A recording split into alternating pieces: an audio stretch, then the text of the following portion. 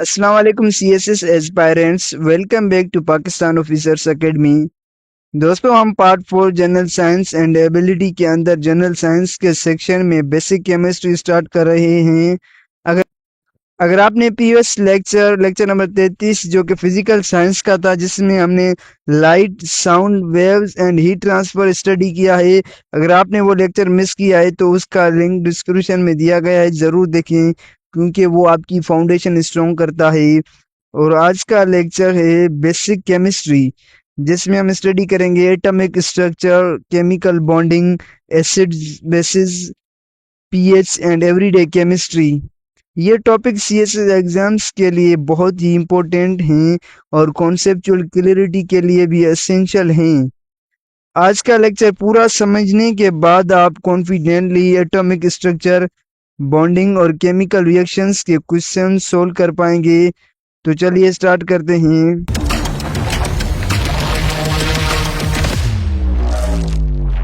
सबसे पहले हम देखते हैं एटॉमिक स्ट्रक्चर। अब हम एटम को देखते हैं, एटम क्या होता है और उसकी बेसिक स्ट्रक्चर क्या है। सबसे पहले हम इसकी डेफिनेशन को समझते हैं। इसकी डेफिनेशन है, an atom is the smallest unit of matter that retains the properties of an element. इसका मतलब है कि एटम वो छोटा ऐसा यूनिट है जो अपने एलिमेंट की केमिकल और फिजिकल प्रॉपर्टीज रखता है। अगर एटम को और भी छोटा कर दें फिर भी वो अपने एलिमेंट की आइडेंटिटी मेंटेन करेगा। ये फंडामेंटल कॉन्सेप्ट समझना एसेंशियल है, खासकर कंपोजिशन और रिएक्शंस के लिए। हर एलिमेंट का केमिकल बिहेवियर और फिजिकल प्रॉपर्टीज इसके एटॉमिक स्ट्रक्चर पर डिपेंड करता है, इसीलिए सीएसएस के लिए ये बहुत इंपॉर्टेंट है। अब हम देखते हैं कुछ अहम कंपोनेंट्स। सबसे पहले नंबर पर है प्रोटॉन्स। प्रोटॉन्स वो होते हैं, जैसे कि इंग्लिश में लिखा है, पॉजिटिवली चार्ज्ड इन न्यूक्लियस। प्रोटॉन्स न्यूक्लियस में होते हैं और पॉजिटिव चार्ज रखते हैं। ये एटम की आइडेंटिटी और एटॉमिक नंबर को डिफाइन करते हैं। हर एलिमेंट का यूनिक नंबर ऑफ प्रोटॉन्स होता है जो उस एलिमेंट को आइडेंटिफाई करता है। प्रोटॉन्स की वजह से एटम का केमिकल बिहेवियर और बॉन्डिंग प्रॉपर्टीज भी डिसाइड होती है। दूसरे नंबर पर है neutrons. Neutral in nucleus. Neutrons nucleus में होते हैं और उनका कोई चार्ज नहीं होता। ये एटम को स्टेबल बनाते हैं और मास में कंट्रीब्यूट करते हैं। अगर न्यूट्रॉन के नंबर्स बदल जाएं तो आइसोटॉप्स बनते हैं। इसका मतलब ये है कि सेम एलिमेंट के एटम्स में प्रोटॉन नंबर सेम होगा, लेकिन न्यूट्रॉन की वजह से मास थोड़ा अलग हो सकता है। न्यूट्रॉन्स की अंडरस्टैंडिंग केमिकल स्टेबिलिटी और न्यूक्लियर रिएक्शंस के लिए बहुत इंपॉर्टेंट है। तीसरे नंबर पर है electrons. Negatively charged orbiting nucleus. Electrons nucleus के अराउंड ऑर्बिट करते हैं और नेगेटिव चार्ज रखते हैं।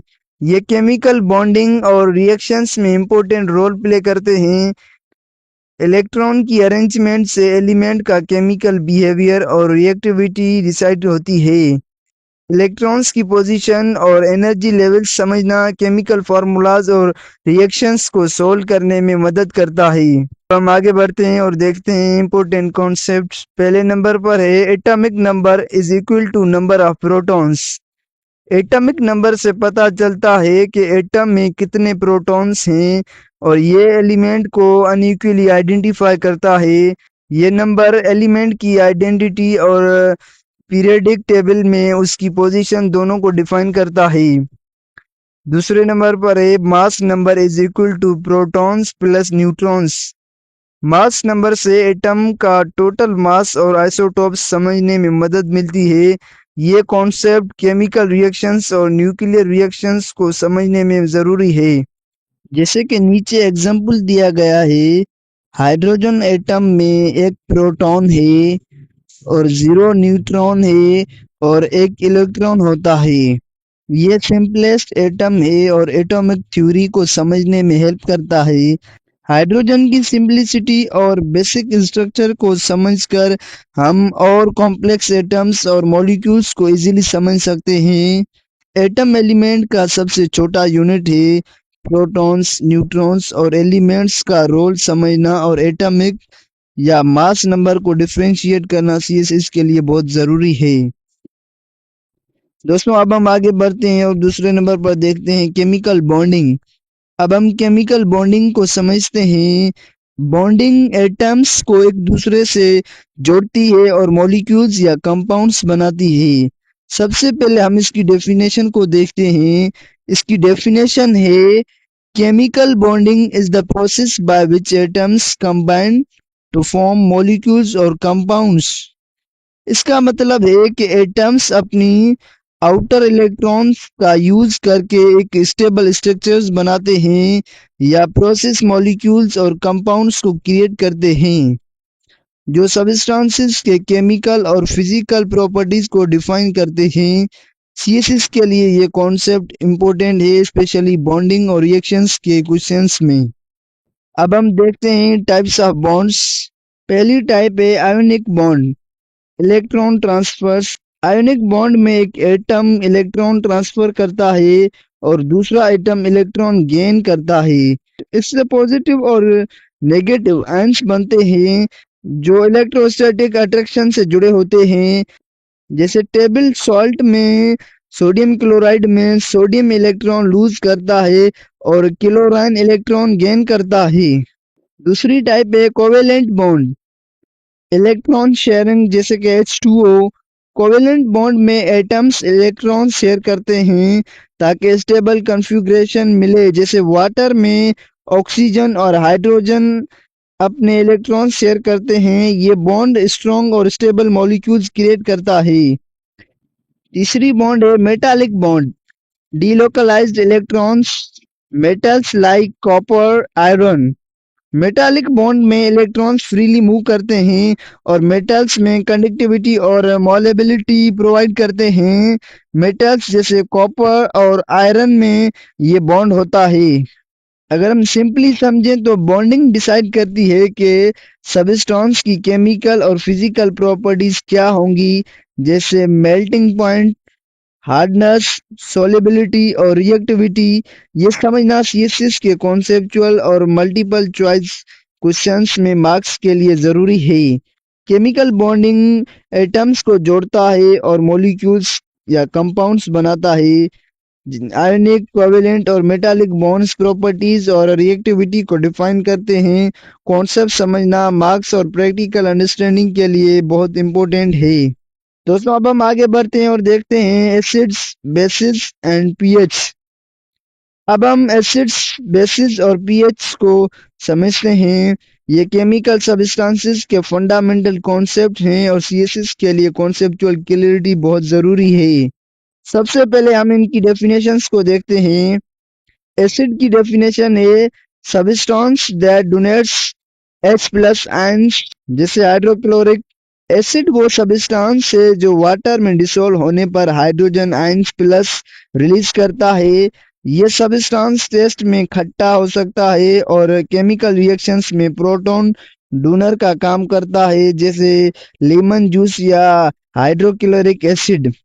अब हम बेस की डेफिनेशन देखते हैं। बेस की डेफिनेशन है substance that accepts H plus ions और प्रोवाइड्स OH माइनस आयंस, जैसे सोडियम हाइड्रोक्साइड।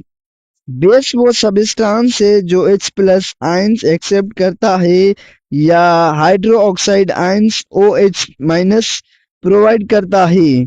ये टेस्ट में कड़वा हो सकता है और केमिकल रिएक्शंस में प्रोटॉन एक्सेप्टर का रोल प्ले करता है, जैसे सोडियम हाइड्रोक्साइड। अब हम आगे बढ़ते हैं और देखते हैं इनका पीएच स्केल। पीएच स्केल से हमें पता चलता है कि कौन सा सब्सटेंस एसिडिक है और कौन सा बेसिक है। अगर किसी सब्सटेंस का पीएच स्केल 7 से नीचे यानी लेस देन 7 हो तो वो सब्सटेंस एसिडिक है। अगर किसी सब्सटेंस का पीएच स्केल 7 के इक्वल हो तो वो सब्सटेंस न्यूट्रल है, ग्रेटर देन है तो वो बेसिक है। पीएच स्केल से सब्सटेंस की एसिडिटी या अल्कलिनिटी को मेजर किया जाता है। ये न्यूमेरिकल स्केल है जो H प्लस आयंस कंसंट्रेशन से डिफाइन होता है। अब हम इसके एग्जांपल देखते हैं। लीमन जूस वो एसिडिक है। और सब सॉल्यूशन जो है कि वो बेसिक है, और वाटर जो है वो न्यूट्रल है। एसिड्स और बेसिस की प्रॉपर्टीज और पीएच स्केल्स को समझना केमिकल रिएक्शंस और सॉल्यूशन रिलेटेड क्वेश्चंस में मार्क्स के लिए जरूरी है। एसिड्स H+ आयंस डोनेट करते हैं, बेसिस एक्सेप्ट या प्रोवाइड करते हैं। पीएच स्केल्स एसिडिटी या बेसिसिटी मेजर होती है। कॉन्सेप्ट्स क्लियर होना कॉन्सेप्चुअल क्लियरिटी और मार्क्स के लिए इम्पोर्टेंट है। दोस्तों अब हम आगे बढ़ते हैं और लास्ट में एवरीडे केमिस्ट्री को देखते हैं। अब हम एवरीडे केमिस्ट्री को समझते हैं। ये उन केमिकल सब्सटेंसेस और रिएक्शंस का स्टडी है जो हमारी डेली लाइफ में होती है।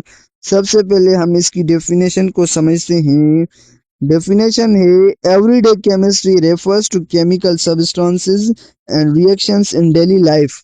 इसका मतलब है कि हर दिन हम जो चीजें यूज करते हैं, जैसे खाना पकाना, सफाई या कुकिंग, उनमें केमिकल रिएक्शंस हो रही होती हैं।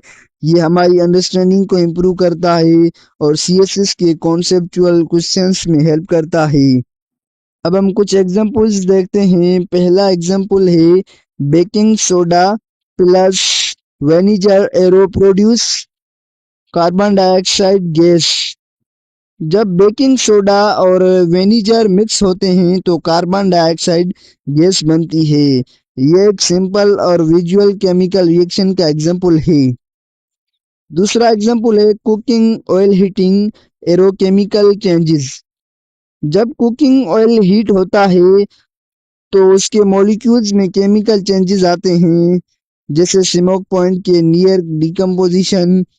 ये रिएक्शन एनर्जी और मॉलिक्यूल स्ट्रक्चर समझने में हेल्प करता है।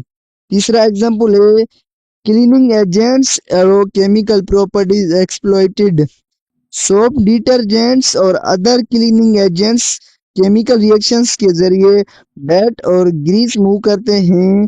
ये डेली लाइफ में केमिकल एप्लीकेशंस को समझने का प्रैक्टिकल एग्जांपल है। अब हम सिंपली समझें तो डेली लाइफ में होने वाली केमिकल रिएक्शंस को ऑब्जर्व और समझना कॉन्सेप्चुअल क्लियरिटी के लिए बहुत जरूरी है। ये सीएसएस एग्जाम्स में शॉर्ट आंसर और अप्लाइड केमिस्ट्री के क्वेश्चंस में यूजफुल है। एवरीडे केमिस्ट्री डेली लाइफ में सब्सटेंसेस और रिएक्शंस को समझने का स्टडी है। ये प्रैक्टिकल अंडरस्टैंडिंग और सीएसएस कॉन्सेप्चुअल क्लियरिटी दोनों के लिए इम्पोर्टेंट है। दोस्तों ये था हमारा लेक्चर नंबर 34 जो कि बेसिक केमिस्ट्री पर था, जिसमें हमने स्टडी किया एटॉमिक स्ट्रक्चर, केमिकल बॉन्डिंग और एसिड बेसिस, उसके पीएच स्केल और एवरीडे केमिस्ट्री को भी देखा। आज हमने सीखा एटॉमिक स्ट्रक्चर और सब atomic particles, type of chemical bonds, acids bases और उनके पीएच स्केल। एवरीडे केमिस्ट्री के प्रैक्टिकल एग्जांपल्स भी देखे। इन कॉन्सेप्ट्स को रिवाइज करें और डायग्राम्स विजुलाइज करने की प्रैक्टिस करें। इंशाल्लाह नेक्स्ट लेक्चर में हम कवर करेंगे, लेक्चर नंबर 35 होगा, जिसमें हम अर्थ एंड स्पेस जो कि साइंस पर होगा, जिसमें हम universe, solar system, earth structure and natural phenomena को स्टडी करेंगे। तब तक के लिए अल्लाह हाफिज।